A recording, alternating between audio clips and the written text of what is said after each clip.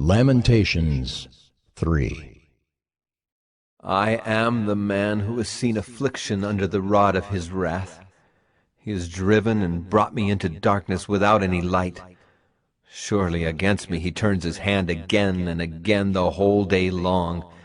He has made my flesh and my skin waste away. He has broken my bones.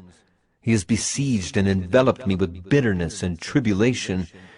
He has made me dwell in darkness like the dead of long ago. He has walled me about so that I cannot escape. He has made my chains heavy. Though I call and cry for help, he shuts out my prayer.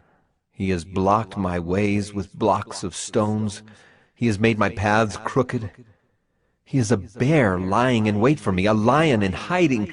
He turned aside my steps and tore me to pieces. He has made me desolate. He bent his bow and set me as a target for his arrow. He drove into my kidneys the arrows of his quiver. I have become the laughing stock of all peoples, the object of their taunts all day long. He has filled me with bitterness. He has sated me with wormwood. He has made my teeth grind on gravel and made me cower in ashes. My soul is bereft of peace. I have forgotten what happiness is.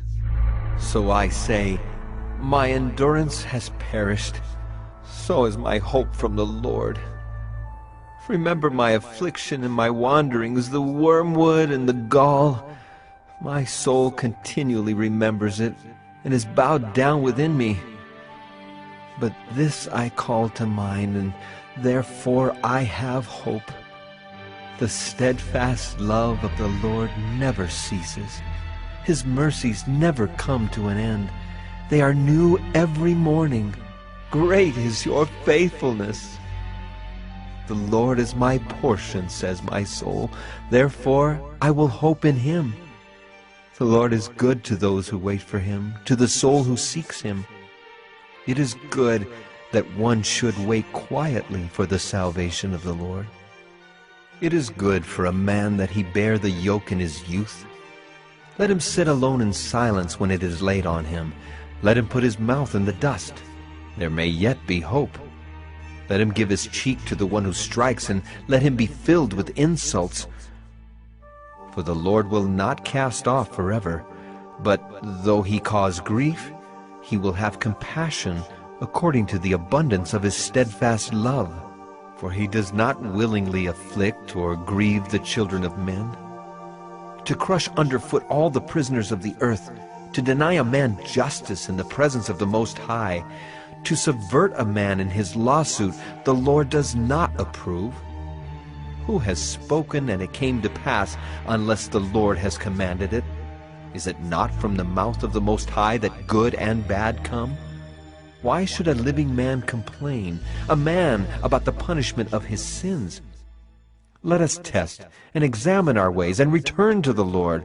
Let us lift up our hearts and hands to God in heaven.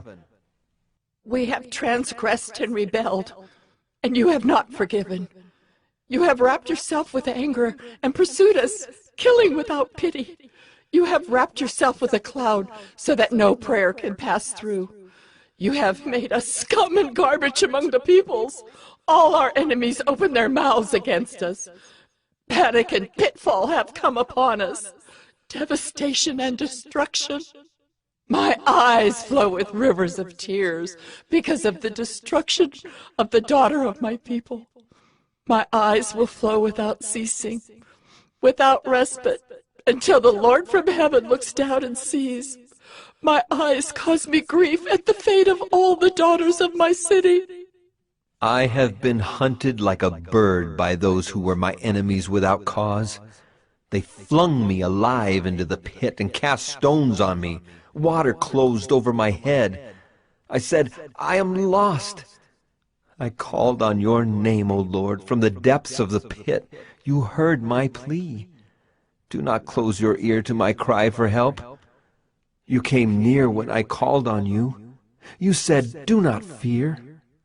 You have taken up my cause, O Lord. You have redeemed my life. You have seen the wrong done to me, O Lord. Judge my cause. You have seen all their vengeance, all their plots against me. You have heard their taunts, O Lord, all their plots against me. The lips and thoughts of my assailants are against me all the day long. Behold their sitting and their rising. I am the object of their taunts. You will repay them, O Lord, according to the work of their hands. You will give them dullness of heart. Your curse will be on them. You will pursue them in anger and destroy them from under your heavens, O Lord.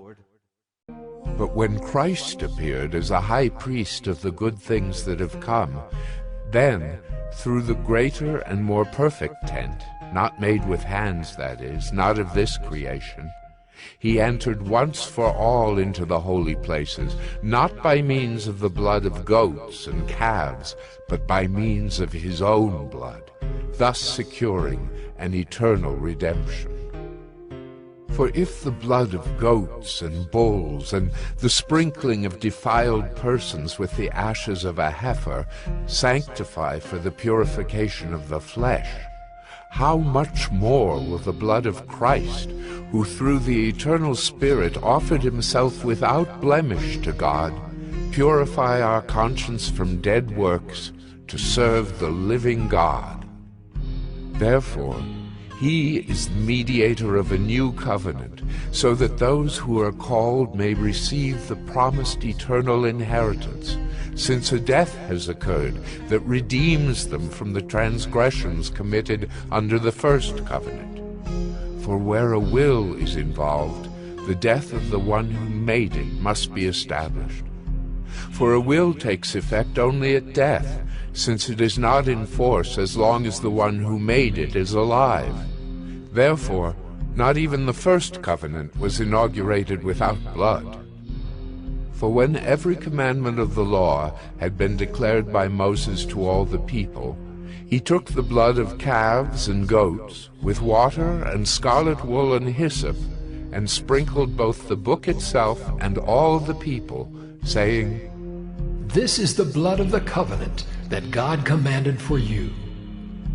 And in the same way he sprinkled with the blood both the tent and all the vessels used in worship. Indeed, under the law, almost everything is purified with blood, and without the shedding of blood, there is no forgiveness of sins.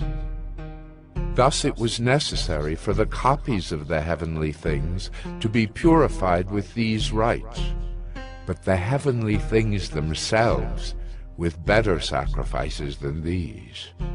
For Christ has entered not into holy places made with hands, which are copies of the true things, but into heaven itself, now to appear in the presence of God on our behalf.